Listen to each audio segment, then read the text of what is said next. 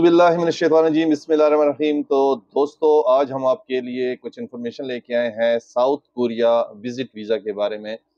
जैसे कि आप लोगों को पता है कि जैसे कि कोविड-19 के बाद आहिस्ता-आहिस्ता दुनिया में काफ़ी ममालिक ने अपने टूरिज़्म दोबारा स्टार्ट कर दी है, जिसमें जापान और साउथ कोरिया भी शामिल है। तो जापान और साउथ कोरिया ने काफ़ी रिस्ट्रिक्शंस लगाई हुई थी कोविड की वजह से। 11 अक्टूबर को जापान ओपन हुआ है टूरिज़्म के लिए और साउथ कोरिया भी ओपन है ऑलरेडी। तो साउथ कोरिया के बारे में हम कुछ इन्फॉर्मेशन आप लोगों के साथ शेयर करना चाहेंगे कि साउथ कोरिया के लिए जब आप विज़िट के लिए अप्लाई करेंगे, तो आपको उसमें डॉक्यूमेंट्स क्या रिक्वायर्ड है, बैंक स्टेटमेंट आपकी कितनी होनी चाहिए और वहाँ से स्पॉन्सर का तरीक़ाकार क्या है, कौन आपको स्पॉन्सर करेगा, स्पॉन्सर लेटर आपको कैसे मिलेगा और आपने केस कहाँ सबमिट करवाना है, एम्बेसी चार्जेस कितने हैं, एम्बेसी के डॉक्यूमेंट्स क्या है और वीज़ा प्रोसेस पे टाइम कितना लगता है। तो ये सारी इन्फॉर्मेशन आज इस वीडियो में है आप लोगों के लिए। तो हमारे साथ इस वीडियो को आखिर तक देखिएगा और एक रिक्वेस्ट है आप लोगों से, हमारे चैनल को लाइक करें, सब्सक्राइब करें, शेयर करें अपने दोस्तों के साथ। ऐसे इन्फॉर्मेटिव वीडियोस आप लोगों को इंशाल्लाह हम देते रहते हैं। साउथ कोरिया, जैसे कि आपको पता है कि कोविड के बाद उसमें रिस्ट्रिक्शंस थी, लेकिन वो अभी ओपन हो गई है और उन्हें सारी रिस्ट्रिक्शंस ख़त्म कर दी है। टूरिज़्म भी उनकी ओपन हो गई है और एक ऐसी कंट्री है जिसमें टूरिज़्म बहुत ज़्यादा है, मोस्टली लोग टूरिस्ट वहाँ जाते हैं और हम as a Pakistani, Indian, Bengali या जो हमारे भाई हैं या नेपाली, इसमें हमें जितना कि पता है कि 70-80% जो लोग भी जाते हैं वो किसी न किसी कैटेगरी में खुद को वहाँ पे स्विच कर देते हैं। तो वहाँ पे इजी है स्विच होना कि किसी भी आप कंट्री उस कंट्री में जाएं, किसी भी उसमें आप स्विच कर दें खुद को। तो उसके फ़ायदे ये हैं कि एक तो आपकी अर्निंग बहुत ज़्यादा है वहाँ पे, यानी कि जो भी जॉब करता है साउथ कोरिया में, तो कम से कम जो उनकी अर्निंग है पर मंथ वो 3 लाख रुपए से ऊपर है, नीचे नहीं है। यानी कि जब भी आप कोरिया पहुंचते हैं, आपको अगर वहाँ पे किसी कंपनी में जॉब मिलती है, जैसे कि हमारे एशियन मोस्टली पैकिंग काम करते हैं, कंस्ट्रक्शन का काम बहुत ज़्यादा है, जो बहुत थोड़ा मुश्किल होता है। तो पैकिंग में हमारे एशियन बहुत ज़्यादा हैं ऐसी कंपनियों में जहाँ पे पैकिंग होती है। तो वहाँ पे इनको अच्छी अर्निंग मिलती है और वो कैटेगरी भी चेंज कर देते हैं। जब कैटेगरी चेंज हो जाती है तो आपको पूरा फुल टाइम वर्क अलाउड हो जाता है। तो लाइफ़स्टाइल जो है वो, जैसे कि आपको पता है, जापान की तरह या बाकी ममालिक की तरह बहुत हाई है, हाई लाइफ़स्टाइल है और इसकी नाइट लाइफ़स्टाइल बहुत आगे है, जैसे कि बाकी कंट्रीज़ की है। तो अब इसमें आपको डॉक्यूमेंट जो होते हैं वो जो आपको रिक्वायर्ड डॉक्यूमेंट्स में सबसे ज़रूरी चीज़ जो है वो है आपके पास आपकी पासपोर्ट होना चाहिए, जिसमें कम से कम 6 मंथ वैलिडिटी हो जब आप ट्रैवल करें। और दूसरी बात कि आपके पास एक अच्छा बैंक स्टेटमेंट हो, जो कि इसमें रोटेशन हो पेमेंट की और ट्रांजैक्शन ज़्यादा हो और उसमें काफ़ी ऐसे कि मिसाल के तौर पर 1 मिलियन से अबव आपकी अमाउंट पड़ी हुई हो इन कैश और क्लोजिंग बैलेंस आपका अच्छा हो और आप बिज़नेस कर रहे हो तो बिज़नेस डॉक्यूमेंट्स आपकी ज़रूरी है, एनटीएन ज़रूरी है, नेशनल टैक्स रिटर्न जो है वो आप पे कर रहे हो, लास्ट 3 ईयर के आपके गोशवारे आपसे मांगते हैं। तो बाकी जो है लेटर हेड्स हो गई हैं, कवर लेटर लिखना पड़ता है। कवर लेटर आप साथ में लगा के देंगे कि आपने पूरा प्लान, ट्रैवल प्लान उनको बताना है कि मैं साउथ कोरिया आऊँगा, किस डेट्स में आऊँगा और वहाँ पे मेरी क्या एक्टिविटीज़ होगी, किन होटल्स में मैं रिहाइश करूँगा, किस किस सिटी में जाऊँगा, कौन-कौन से अट्रैक्शंस मैं देखूँगा। तो ये सारी चीज़ें आपने इन डिटेल उसमें कवर लेटर में लिखनी होती है, जिससे वीज़ा ऑफ़िसर को थोड़ी-सी आसानी हो जाती है आपके प्लान को समझने में।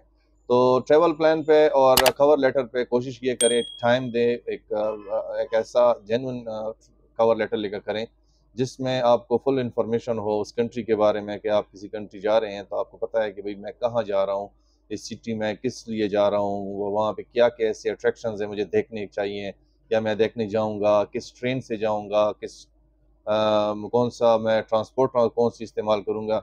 ये सारी इन्फॉर्मेशन जब आप कवर लेटर में देते हैं, तो उससे वीज़ा ऑफ़िसर 70 टू 80% कन्फर्म हो जाता है कि यार इस बंदे के पास नॉलेज है इस कंट्री में आने की, और इसको पता है कि भाई हमारी जो साउथ कोरिया आएगा तो ये देखने वाली जगह कौन कौन सी है।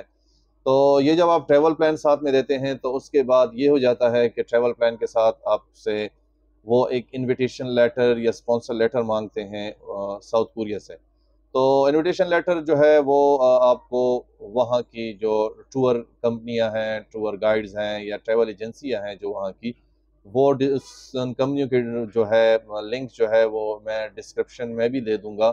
आपको मैं उन कंपनियों के नाम भी बता दूंगा कि वो कंपनियां, उन कंपनियों के साथ आप लोगों ने रब्ता करना है। वो आप लोगों को इनविटेशन भिजवाएंगे, आप उनके साथ अपना ट्रैवल प्लान फाइनल करेंगे।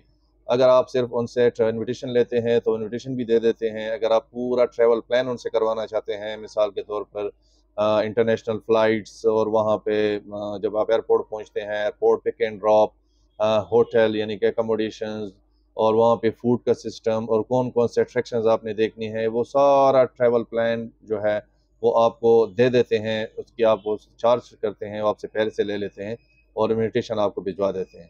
तो उन उस इन्विटेशन को आपने डॉक्यूमेंट्स के साथ लगा के विज़िट करना है पाकिस्तान में, इस्लामाबाद में इनकी जो एम्बेसी है साउथ कोरिया की, वहाँ पे आपने जाके डॉक्यूमेंट सबमिट कर देने हैं। इसमें एक चीज़ अच्छी बात यह है कि बाकी जैसे कि यूरोपियन कंट्रीज़ में जब हम अप्लाई करते हैं उसमें हमें अपॉइंटमेंट लेना पड़ता है, या तो लंबी लंबी क्यूज़ में खड़ा होना होता है, या जो वीएफएस जाना पड़ता है, यानी कि काफ़ी हर्डल्स होती हैं। लेकिन साउथ कोरिया में ऐसा कुछ भी नहीं है। आप लोगों ने सिर्फ अपने डॉक्यूमेंट्स तैयार करके सीधा एम्बेसी चले जाना है और एम्बेसी में अपने डॉक्यूमेंट्स सबमिट कर देने हैं। और एम्बेसी जो वीज़ा फॉर्म है वो मैं डिस्क्रिप्शन में लिंक दे दूंगा, आप वहीं से फिल करके प्रिंट कर दें और साथ में लेके जा सकते हैं। और इसमें आपने बैंक स्टेटमेंट लगानी है। लास्ट 3 मंथ की आपकी बैंक स्टेटमेंट होनी चाहिए, जिसमें मिनिमम बैलेंस जो है वो आपका 10 से 15 लाख रुपए होना चाहिए, और उसमें ट्रांजैक्शन होनी चाहिए, यानी कि आपने लमसम अमाउंट उसमें नहीं डालनी। अक्सर हम गलती करते हैं बैंक स्टेटमेंट में कि हमारी बैंक स्टेटमेंट अच्छी चल रही होती है लेकिन उसमें क्लोजिंग बैलेंस जो होता है वो कम होता है। तो हम वीज़ा के लिए कहीं से पैसे उठा के लमसम अमाउंट उसमें डाल देते हैं, जो कि डायरेक्ट डाउट में चला जाता है कि वीज़ा ऑफिसर भी जब आपका बैंक स्टेटमेंट खोलता है तो उसमें क्लियरली चीज़ मेंशन होती है कि देखा जा सकता है उसमें कि मिसाल के तौर पर सितंबर में आपकी बैंक में 4 लाख या 5 लाख या 6 लाख रुपए पड़ी हुई थे, और एकदम से जब आप वीज़ा अप्लाई कर रहे थे तो आपने डायरेक्ट उसमें 10 लाख रुपए डाल दिए, 15 लाख डाल दिए या 20 लाख डाल दिए, तो वो समझ जाते हैं कि ये जो है टोटली इसने सिर्फ वीज़ा के लिए अमाउंट कहीं से अरेंज की है। तो कोशिश करें कि एक थ्रू प्रॉपर चैनल से जाएं, एक तरीक़ेकार अपनाएं बैंक स्टेटमेंट के लिए। जब भी आप किसी भी विजिट वीज़ा के लिए अप्लाई करते हैं तो उसमें कोशिश किया करें कि आपका अपने बैंक स्टेटमेंट को मेंटेन रखें। मिसाल के तौर पर अगर आपका प्लान है जनवरी फरवरी में साउथ कोरिया जाने का, तो आप अभी से अकाउंट में थोड़े थोड़े पैसे डालते रहें और उसमें वो ट्रांजेक्शन करते रहें, क्लोजिंग बैलेंस को थोड़ा थोड़ा बढ़ाएं। मिसाल के तौर पर अगर 5 लाख है तो 5-6 दिन में 2 लाख डालें, 7 लाख हो जाए, 10 लाख हो जाए, 11-12, ऐसे जितनी भी आपके आहिस्ता आहिस्ता उसको बढ़ाते जाएंगे तो वो एक जेन्युइन लगता है कि यार एक बंदा बिजनेस कर रहा है, तो उसकी जो बैंक स्टेटमेंट है वो जेन्युइन लग रही है, उसमें पैसे आ रहे हैं और पैसे जा रहे हैं। तो इससे ये फ़ायदा होता है कि भाई वीज़ा ऑफिसर समझ आता है कि ये बिजनेस अकाउंट है और इसमें पेमेंट आ रही है और जा रही है। तो इन चीज़ों को सबको आपने मद्देनज़र रखते हुए ये सारा सिस्टम चलाना है। और बैंक स्टेटमेंट के साथ आपने एक मेंटेनेंस सर्टिफिकेट लगाना है। मेंटेनेंस सर्टिफिकेट बैंक से इशू होता है, मैनेजर जो आपको इशू करके देता है। एक चीज़ याद रखें कि जब भी आप बैंक स्टेटमेंट प्रोवाइड करें, हर पेज पे मैनेजर का साइन और स्टैंप होना चाहिए, वही वेरीफाइड कहलाया जाता है। अदरवाइज अक्सर वीज़े रिफ्यूज़ हो जाते हैं, क्योंकि हमारे मैनेजर जो है फर्स्ट पेज पे साइन कर देते हैं स्टैंप लगा के, लास्ट पेज पे साइन और स्टैंप लगा देते हैं, दरमियान वाले पेजेस पे कुछ नहीं करते। वीज़ा ऑफिसर को डाउट हो जाता है कि ये दरमियान वाले पेजेस में कुछ न कुछ ऐसा फेक या कुछ तो वो है, मसला है कि जिस पे स्टैंप और साइन नहीं है। तो कोशिश किया करें स्टेटमेंट पे साइन और स्टैंप लिया करें, और बैंक स्टेटमेंट मेंटेन रखें और वीज़ा के लिए अप्लाई करें। इसकी फ़ीस इतनी ज़्यादा नहीं है, देखने में आया है कि पाकिस्तानी कोई 7 से 8 हज़ार के दरमियान कोई फ़ीस है इनकी। और वीज़ा रेशो इनका to be very honest clear मैं बता दूँ, आपके केस पे वेरी करता है कि भाई आपका केस कितना स्ट्रॉन्ग है। ये भी नहीं है कि हर बंदे को वो रिफ्यूज़ कर रहे हैं, और ये भी नहीं है कि वो हर बंदे को वीज़ा दे रहे हैं। रिफ्यूज़ भी होते हैं और वीज़े भी दे रहे हैं। बाकी नसीब की बात है, लक है, बाकी आप अप्लाई कर सकते हैं, ट्राई कर सकते हैं, इतना बड़ा खर्चा नहीं है कि बंदा अप्लाई ना करे, लक आज़मानी चाहिए। आप कोशिश करें, अप्लाई करें, अपने केसेस को, डॉक्यूमेंट्स को तैयार रखें। अगर आप लोगों को हेल्प चाहिए, तो हम अपना नंबर आपको दे देंगे, लेकिन उसपे एक रिक्वेस्ट है कि उसमें आपने सिर्फ़ टेक्स्ट या वॉइस मैसेज करना है, कॉल उस पे नहीं करनी, और इंशाल्लाह हम उस पे रिप्लाई देंगे। और आपकी कोई सवालात हों तो उनको इंशाल्लाह आपके जवाब देंगे। कोशिश करेंगे ताकि आपकी हेल्प कर सकें और आप लोगों को एक अच्छा रास्ता दिखा सकें। बाकी दुआओं में याद रखिएगा। अस्सलाम वालेकुम।